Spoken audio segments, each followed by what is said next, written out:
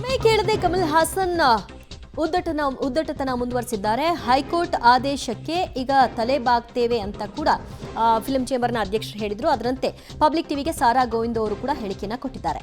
ಕಮಲ್ ಪ್ರತಿಕ್ರಿಯೆಗೆ ಅವ್ರ ಪ್ರತಿಕ್ರಿಯೆ ಏನು ಕೊಟ್ಟಿದ್ದಾರೆ ಪತ್ರದ ಮುಖಾಂತರ, ಅದು ನಮಗೆ ಸಮಾಧಾನ ಕೊಟ್ಟಿಲ್ಲ. ಶಿವಣ್ಣಗೆ ಗೊತ್ತಾಗಿದ್ದಿದ್ರೆ ಅಂದ್ರೆ ಆ ಇವೆಂಟ್ನ ದಿನ ಅವತ್ತು ಅವರು ಖಂಡಿಸ್ತಾ ಇದ್ರು ಅಂತ ಬೆಂಗಳೂರಿನಲ್ಲಿ ಸಾರಾ ಗೋವಿಂದ್ ಅವರು ಹೇಳಿಕೆ ಕೊಟ್ಟಿದ್ದಾರೆ. ಸಾರಾ ಗೋವಿಂದ್ ಅವರು ಇದ್ದಾರೆ, ಬನ್ನಿ ಮಾತನಾಡಿಸ್ತೀನಿ. ಸರ್, ಅವರು ಇಮೇಲ್ ಕಳಿಸಿದ್ದು ಗೊತ್ತಿದೆ ತಮಗೆ, ಅದರಲ್ಲಿ ಸಾರಿ ಕೂಡ ಕೇಳಿಲ್ಲ. ಕೋರ್ಟಲ್ಲಿದೆ, ಕೋರ್ಟ್ ಕೂಡ ಒಂದಿಷ್ಟು ಟೈಮ್ ಕೇಳಿದೆ, ನೀವು ಕ್ಷಮೆ ಕೇಳಬಹುದು ಅಂತ ಹೇಳಿದೆ. ಇದರೆಲ್ಲ ಕುರಿತಾಗಿ ತಾವೇನು ಹೇಳ್ತೀರಾ? ನೋಡಮ್ಮ, ನಾವೆಲ್ಲರೂ ಕೂಡ ನ್ಯಾಯಾಲಯದ ಮೇಲೆ, ಸಂವಿಧಾನದ ಮೇಲೆ ಅಪಾರವಾದಂಥ ಗೌರವ ಇಟ್ಕೊಂಡು ಬದುಕ್ತಾ ಇರೋ. ಯಾಕೆಂದರೆ ಅಂಬೇಡ್ಕರ್ ಬರೆದಂಥ ಸಂವಿಧಾನದ ಮೇಲೆ ಅಪಾರವಾದಂಥ ಗೌರವ ನಮಗಿದೆ. ಇವತ್ತು ನ್ಯಾಯಾಲಯ ಯಾವುದೇ ತೀರ್ಪು ಕೊಟ್ಟರೂ ಕೂಡ ಅದಕ್ಕೆ ತಲೆ ಬಾರ್ತೀವಿ. ಇವತ್ತು ಕಮಲ್ ಹಾಸನ್ ಅವರು 12 ಗಂಟೆಗೆ ಒಂದು ಇಮೇಲ್ ಮಾಡಿದ್ದಾರೆ, ಪತ್ರ.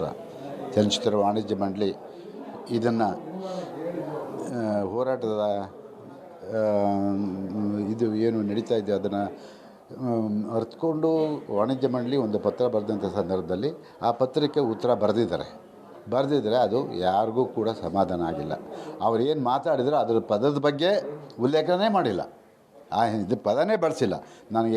ನಾನು ಕನ್ನಡದ ಮೇಲೆ ಗೌರವ ಇದೆ, ಕರ್ನಾಟಕದ ಮೇಲೆ ಪ್ರೀತಿ ಇದೆ, ಶಿವರಾಜ್ ಕುಮಾರ್ ಮೇಲೆ ಪ್ರೀತಿ ಇದೆ, ಡಾಕ್ಟರ್ ರಾಜ್ಕುಮಾರ್ ಅವ್ರ ಮೇಲೆ ಪ್ರೀತಿ ಇದೆ, ಇದೆಲ್ಲವನ್ನು ಹೇಳ್ಕೊಂಡಿದ್ದಾರೆ. ಅದೆಲ್ಲವೂ ಸರಿ. ಆದರೆ ನಿಮ್ಮ ತಪ್ಪನ್ನು ಎಲ್ಲೂ ಕೂಡ ಒಪ್ಕೊಂಡಿಲ್ಲ.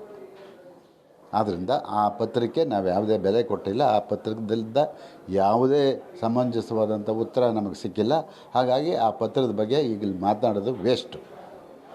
ಈಗ ಕೋರ್ಟ್ ತೀರ್ಪಿನ ಮೇಲೆ ತಮ್ಮ ನಿರ್ಧಾರ ಆಗುತ್ತಾ? ಖಂಡಿತವಾಗಿ ಕೋರ್ಟ್ ಏನು ತೀರ್ಪು ಕೊಟ್ಟರು ಅದನ್ನು ತಲೆಬಾಗ್ತೀವಿ. ಯಾಕೆ ರಿಲೀಸ್ಗೆ ಅವಕಾಶ ಕೊಟ್ಟರು ಕೂಡ ನೀವು ಓಕೆ ಅಂತ ಹೇಳ್ತಾರೆ, ಬಾಗಲೇಬೇಕು. ಯಾಕೆ ಕೋರ್ಟ್ ಹೇಳಿದ ಮೇಲೆ ನಾವೇನು ಮಾಡೋಕ್ಕಾಗಲ್ಲ. ಮುಂದಿನ ದಿನಗಳಲ್ಲಿ ಕೋರ್ಟ್ ಹೇಳಿದ ಮೇಲೆ ಆಯಿತು, ಬಿಡುಗಡೆ ಮಾಡಿ. ಯಾವ ಚಿತ್ರಮಂದಿರ, ಯಾರ್ಯಾರು ಚಿತ್ರಮಂದಿರದವರು ಕೊಡ್ತಾರೋ ಆ ಚಿತ್ರಮಂದಿರಲ್ಲಿ ಓಡಿಸ್ಕೊಡಿ. ಕೊಡಲಿಲ್ಲ ಅಂದರೆ